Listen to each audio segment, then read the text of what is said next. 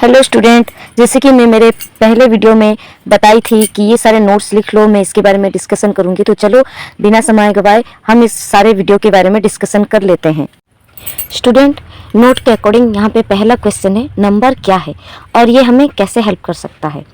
पहले तो हम किसी ऑब्जेक्ट को काउंट करने के लिए नंबर का व्यवहार करते हैं, जैसे कि 1 शर्ट, 2 पैंट, 3 पेंसिल एटसेट्रा। वैसे मेजर क्वांटिटीज़ को मेज़र करने के लिए, नापने के लिए हम लोग क्या करते हैं ना, लेंथ वेट को मेज़र करते हैं, उसका एक क्वांटिटी निकालते हैं। ठीक है, वैसे ही लेवल थिंग्स, किसी का रोल नंबर हो, हाउस नंबर हो, उसमें जो लेवलिंग करते हैं, नंबर देते हैं, उसके लिए भी नंबर हेल्प करता है हमें। अब जानते हैं नंबर का टाइप्स कितने होते हैं। 2 टाइप के होते हैं, एक नेचुरल नंबर, दूसरा होल नंबर। नेचुरल नंबर में क्या है, नेचुरली 1 2 3 4 ऐसे से स्टार्ट होता है इन्फिनिटी तक। बट होल नंबर जो कि 0 से शुरुआत होके 1 2 3 तक अप टू इन्फिनिटी जाता है। ठीक है, तो नेचुरल और होल नंबर में बस एक ही डिफरेंस है, नेचुरल में 1 से स्टार्ट होता है और होल नंबर में 0 से स्टार्ट होता है। यह हमेशा याद रखना बच्चों। अब बच्चों, नंबर्स यानी कि नेचुरल या होल नंबर का पर्पस क्या है और फ्यूचर यूज क्या है, इसके बारे में भी हम लोग जानेंगे। तो ध्यान से सुनो।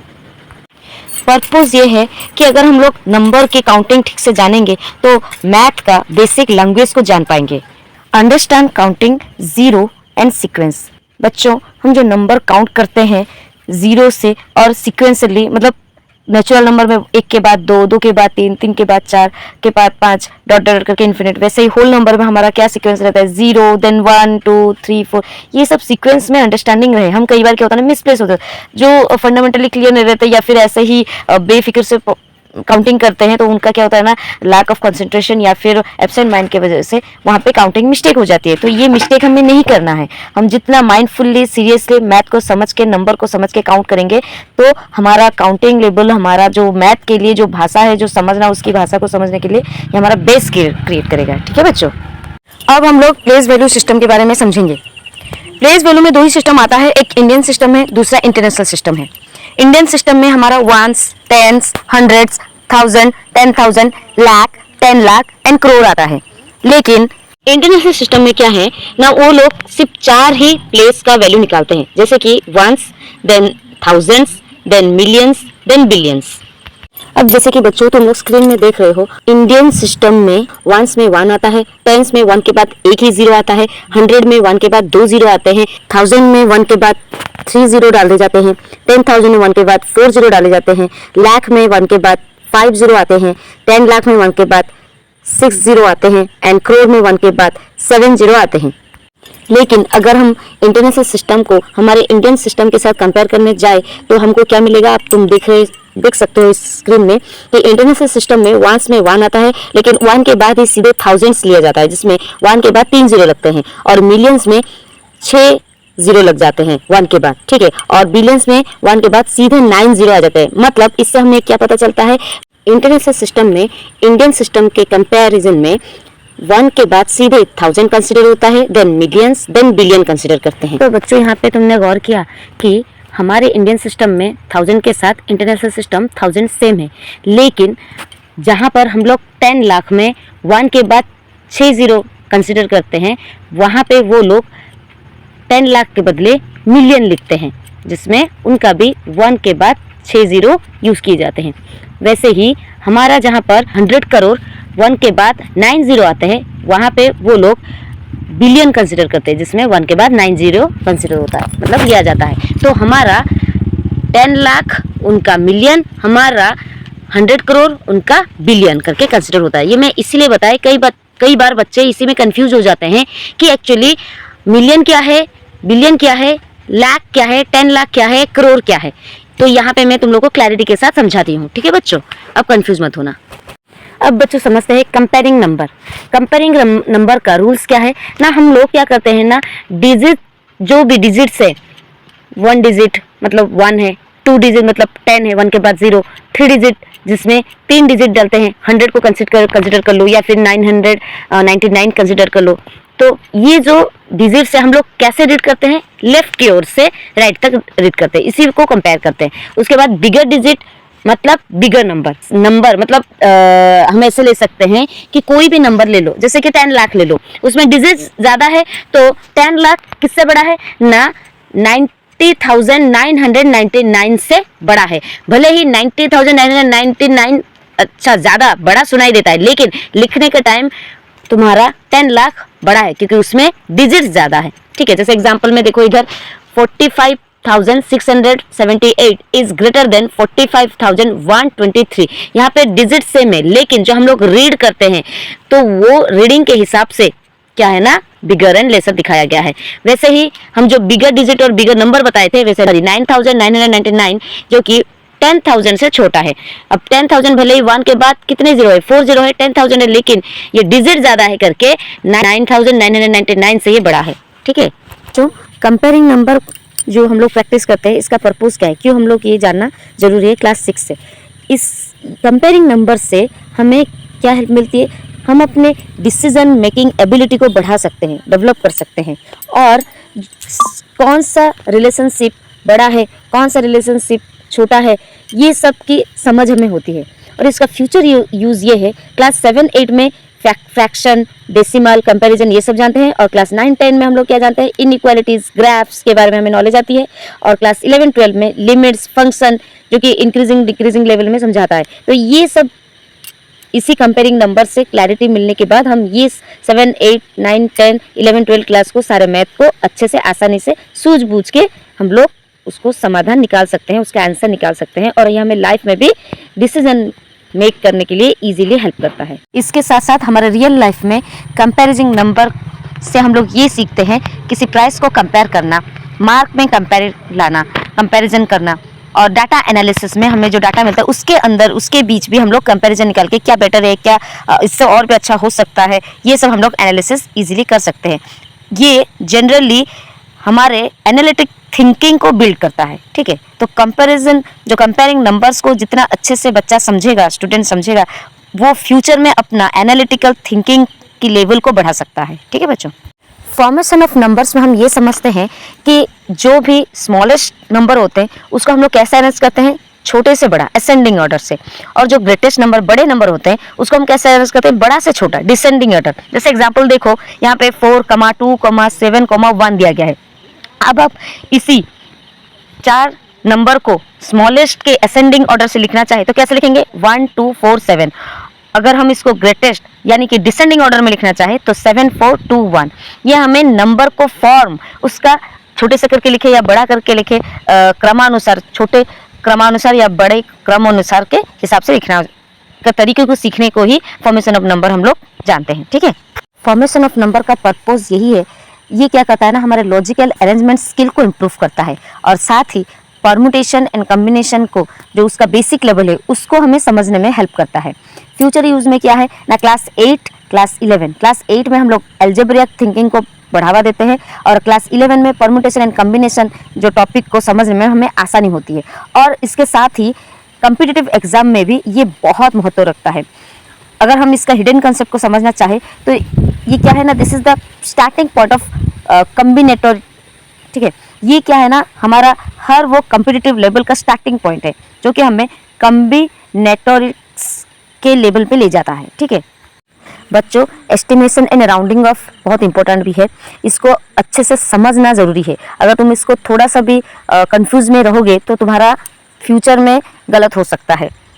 जैसे कि यहाँ पे देखो रूल्स में लिखा गया है 0 to 4 को हम क्या कंसिडर करते हैं, राउंड डाउन, और 5 से 9 को हम लोग क्या कंसिडर करते हैं, राउंड अप।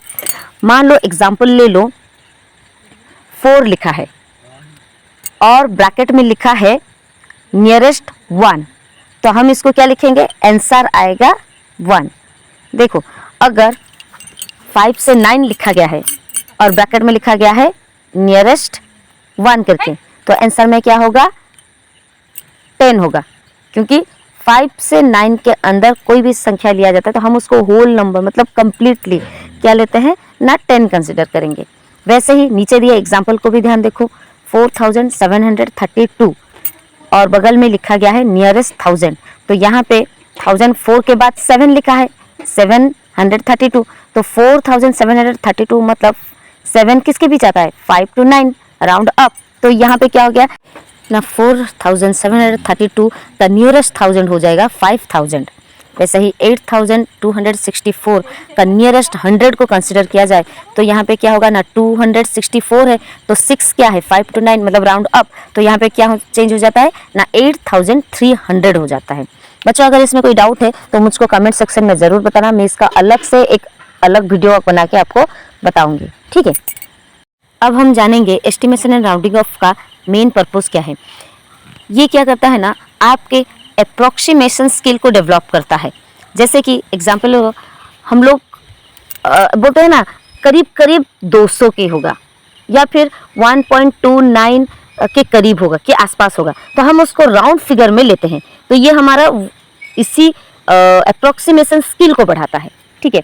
वैसे ही इसके साथ साथ और क्या हेल्प करता है ये ना, हमारे टाइम जो कैलकुलेशन के वक्त जो टाइम बीतता है उसको सेव करता है, मतलब कम समय में हमें सही अप्रोक्सीमेशन देता है, ठीक है। तो इसका फ्यूचर यूज़ क्या है बच्चों ना, क्लास 7-8 में हम लोग क्या करते हैं ना, अप्रोक्सीमेट कैलकुलेशन में हमारा स्किल बढ़ने लगता है। देन क्लास 9 to 10 क्या होता है ना, स्टैटिस्टिक्स, रियल डाटा हैंडलिंग, ये सब हम लोग सही तरीके से कर पाते हैं। और क्लास 11-12 से क्या होता है ना, फिजिक्स, जिसका अप्रोक्सीमेशन जो कैलकुलेशन होता है उसमें ज़्यादा न्यूमेरिकल्स में भरे जाते हैं। तो अगर हमारा एस्टिमेशन एंड राउंडिंग ऑफ में अपना क्लियर बेसिक क्लियर है तो हम लोग क्या करेंगे ना, class 7 to 8, class 9 to 10 and class 11 to 12 इन सब में हमें बहुत हेल्प मिलेगी। जैसे कि अप्रोक्सीमेशन कैलकुलेशन के टाइम, स्टैटिस्टिक का डाटा कंबाइन करके डाटा शेयर करने के टाइम, डाटा हैंडलिंग करने के टाइम, और उसके साथ साथ हमारे फिजिक्स में जो न्यूमेरिकल्स है उसको सॉल्व करने के टाइम, ठीक है बच्चों।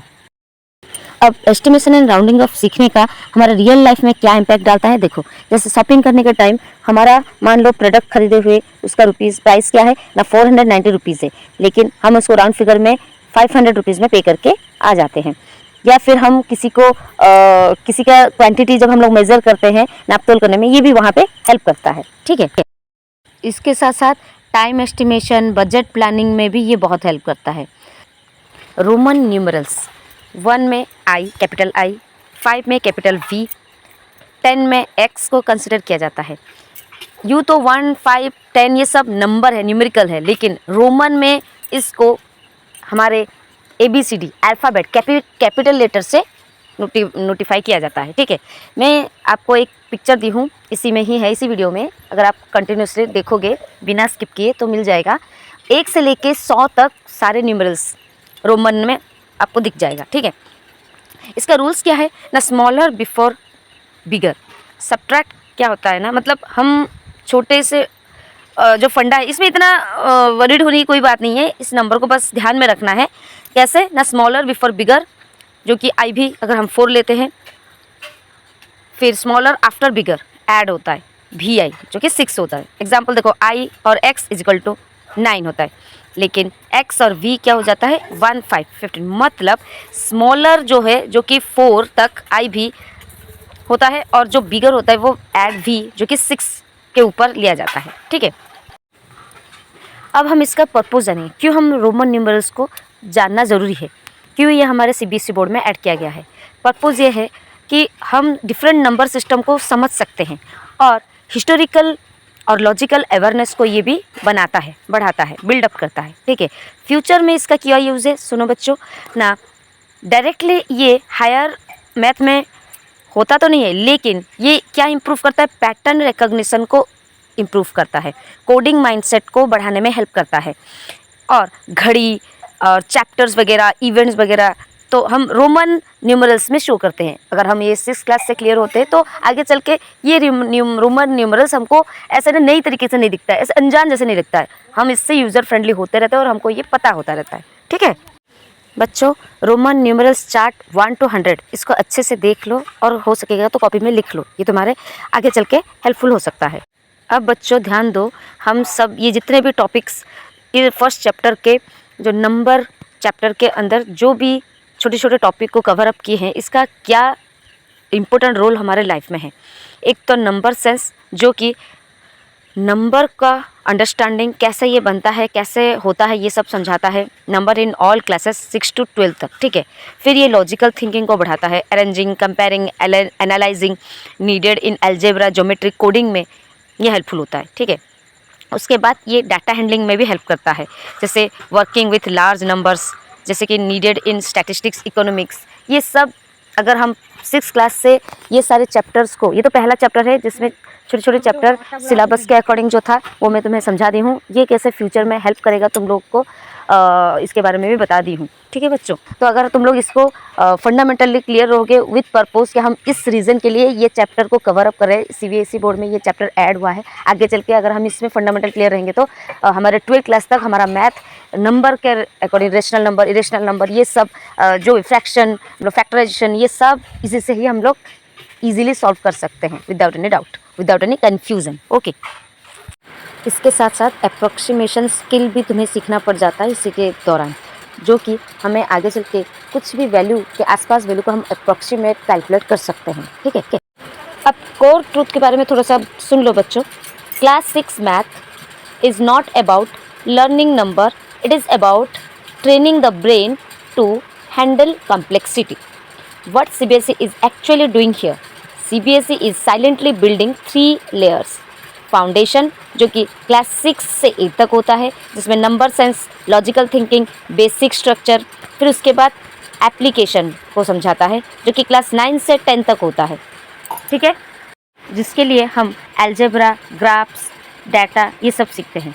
फिर एब्स्ट्रैक्शन लेयर 3, ये क्या बताता है, क्लास 11 से 12, जिसमें कैलकुलस, प्रोबेबिलिटी, फंक्शन, ये सब हम लोग सीखते हैं। दिस चैप्टर एंट्री पॉइंट है, इसलिए बच्चों स्टडी हार्ड, हमेशा समझ के पढ़ो, मेहनत करो, सफलता निश्चित मिलेगी। अब बच्चों सुनो, क्लास 6 में हम क्या पढ़ते हैं ना, नेचुरल, होल नंबर। फिर क्लास 9 में क्या पढ़ना है, rational and irrational number. Class 10 में क्या पढ़ना है, रियल नंबर। क्लास 11 में क्या होता है ना, कम्प्लेक्स नंबर। ये क्या है ना, ये सब हमें नंबर सिस्टम को लीड देती है। शुरुआत होता है क्लास 6 से 1 2 3 जो कि नेचुरल नंबर है, एंड 0 1 2 3 जो कि होल नंबर है। फिर ख़त्म कहाँ से होता है ना, स्टूडेंट जब काउंटिंग, अपना एब्स्ट्रैक्ट थिंकिंग को डेवलप करते करते वो कैपेसिटी में, वो कैपेबिलिटी में आ जाता है, जहाँ पे उसको नंबर जैसे एक फनी, एक कोऑपरेटिव सिस्टम जैसे लगने लग जाता है। ठीक है, जहाँ पे प्लेस वैल्यू साइंटिफिक रीज़न को लीड करता है। ठीक है ना, एक साइंटिफिक थिंकिंग को क्रिएट कराता है। ठीक है, वैसे ही प्लेस वैल्यू के दौरान ये साइंटिफिक थिंकिंग को कैसे लीड करता है ना, 6 क्लास में लाख करोड़, जो कि प्लेस वैल्यू में हम लोग इंडियन सिस्टम और इंटरनेशनल सिस्टम में सीखे। फिर क्लास 9 में एक्सपोनेंट, जो कि आगे चल के तुम सीखोगे। क्लास 11 फिजिक्स में हम लोग speed of light is equal to 3 × 10⁶, ये सब यहीं से जनरेट हुआ है। तो प्लेस वैल्यू क्या कराता है ना, बेस ऑफ साइंटिफिक नोटेशन को दिखाता है। फिर हम लोग क्या सीखेंगे, कंपेयरिंग नंबर्स, जो कि लीड करता है इनइक्वालिटीज़ एंड ग्राफ। क्लास 6 में हम लोग 45,000 इज़ ग्रेटर देन 44,999 और ये सब समझाता है। फिर क्लास 9 में हम लोग क्या सीखते हैं ना, x इज़ ग्रेटर देन 5, जिसमें x का वैल्यू हम लोग एज्यूम करना पड़ता है, या फिर x का वैल्यू को लिटरली सॉल्व करके निकालना पड़ता है, फाइंड आउट करना पड़ता है। फिर क्लास 11 में हम लोग क्या जानते हैं ना, इंक्रीजिंग डिक्रीजिंग फंक्शन के बारे में जानते हैं, जिसका मेन मोटिव है ग्राफ इंटरप्रिटेशन को बनाना। ठीक है, उसके बाद हम लोग क्या सीखते हैं ना, फॉर्मेशन ऑफ नंबर्स, जो कि क्या लीड करता है, कम्बिनेटोरिक्स को फॉलो करता है। कैसे ना, क्लास 6 में arrange digit, ascending order, descending order. फिर क्लास 11 में परम्यूटेशन एंड कम्बिनेशन। फिर इसका क्या इंसाइट है ना, same logic just more advance. फिर राउंडिंग ऑफ में वही क्या लीड करता है ना, अप्रॉक्सीमेशन इन साइंस में हेल्पफुल करता है। जैसे 498 को हम लोग ओवरऑली क्या लिए, होल नंबर बेसिस पे क्या लिए, 500। ठीक है, अब इसको हम लोग नियरेस्ट 100 भी बोल सकते हैं। ठीक है, उसके बाद क्लास 10 में हम क्या सीखते हैं ना, स्टैटिस्टिक्स में ये सब हेल्प करता है, राउंडिंग ऑफ में जो टॉपिक हम लोग पढ़ के जो बेसिक क्लियर होते हैं वो स्टैटिस्टिक्स में वहाँ पे काम आता है। फिर क्लास 12 में फिजिक्स में अप्रॉक्सीमेशन वैल्यू कैसे निकालते, कैलकुलेशन होता है वो सब। ठीक है, मतलब real world is equal to exact values, इसी का कम्बिनेशन वो दिखाता है। फिर रोमन न्यूमरल्स, जो कि पैटर्न रिकॉग्निशन को बताता है, नॉट कैलकुलेशन बेस्ड, ये इंप्रूवमेंट दिखाता है, जैसे मेमोरी, इसको मेमोराइज करना पड़ेगा। पैटर्न लॉजिक क्या है इसमें, ये हेल्पफुल होता है। और कोडिंग माइंडसेट, डिकोड करते हैं हम लोग, कुछ चीज़ समझ में नहीं आता है तो ये हेल्पफुल करता है। ठीक है, हमें हेल्प करता है समझने में। अब इससे एक्चुअली क्या स्किल डेवलप होते हैं, ये बच्चों सुनो, बहुत इंपॉर्टेंट है। नंबर से हमारा अंडरस्टैंडिंग स्ट्रक्चर स्किल डेवलप होता है। प्लेस वैल्यू से क्या होता है ना, स्केल एंड मैग्नीट्यूड के बारे में हम लोग समझ पाते हैं। फिर कंपेयरिंग में डिसीजन मेकिंग होता है, फॉर्मेशन में लॉजिकल अरेंजमेंट होता है, राउंडिंग में अप्रॉक्सीमेशन होता है, और रोमन में पैटर्न रिकॉग्निशन होता है। रियल लाइफ में इसका क्या इम्पैक्ट है बच्चों, सुनो यहाँ पे, ये बहुत इंपॉर्टेंट वीडियो है। अगर तुम इसको ध्यान से गौर करोगे, तुम्हारा फ्यूचर में मैथ से प्यार हो जाएगा। मैंने ऐसे ही नोट्स को कलेक्ट किए हुए हैं। ठीक है, ये तो रहा बच्चों तुम्हारा पूरा डाउट क्लियर करने वाला नोट विद डिस्कशन। उसके साथ साथ मैंने कुछ प्रैक्टिस क्वेश्चन भी दिए हैं और लास्ट में आंसर भी दिए हैं। लेकिन बच्चों, जो भी ये नोट्स को, ये वीडियो को फर्स्ट से लेके एंड तक पेशेंसफुली, पॉजिटिवली एंड अटेंशन दे के, फोकस होकर समझा होगा, वो इसके क्वेश्चन को आराम से सॉल्व कर लेगा। और ये आंसर रीचेक करने के लिए दिए हैं मैंने, ठीक है। तो बच्चों, मिलते हैं हम हमारे अगले वीडियो में। आशा करती हूँ तुम लोग को कोई भी डाउट हो मेरे इस चैनल में, मेरे वीडियो में कमेंट सेक्शन में अपना प्रॉब्लम या फिर अपनी खुशी बता सकते हो। मुझे बहुत खुशी होगी। मैंने बहुत मेहनत की हुई है सारा डाटा कलेक्ट करके तुम लोग को बताने में। तो ठीक है बच्चों।